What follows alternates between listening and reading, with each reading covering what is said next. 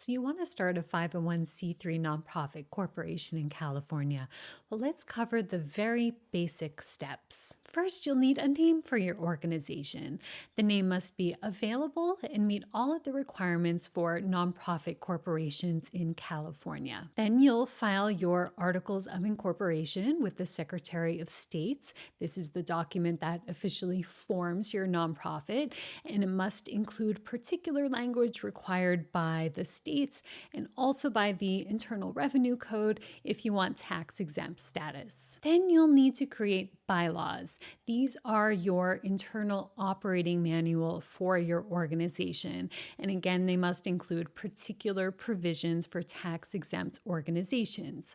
You will also need a conflict of interest policy. Next, you'll form your board of directors.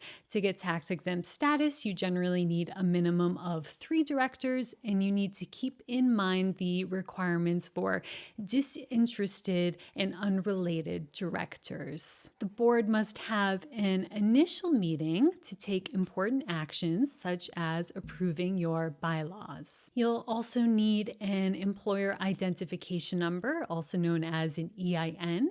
You can think of that as your social security number for your nonprofit, and you'll use that on your tax filings. Next, you must register with the California Attorney General's Registry of Charitable Trusts.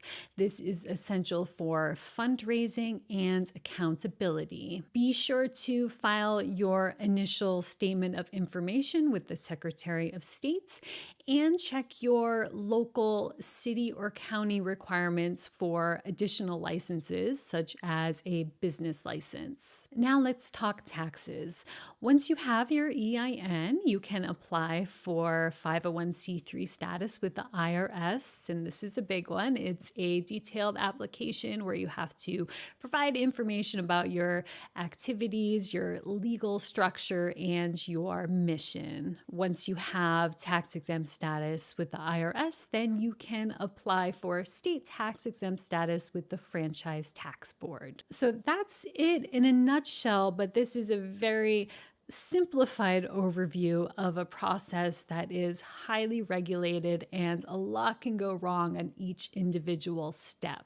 Also, keep in mind that if you are forming a different kind of nonprofit, like a homeowners association or even a church, the process will look a little bit different. So be careful throughout the process and consider working with a nonprofit attorney to ensure your filings are correct the first time.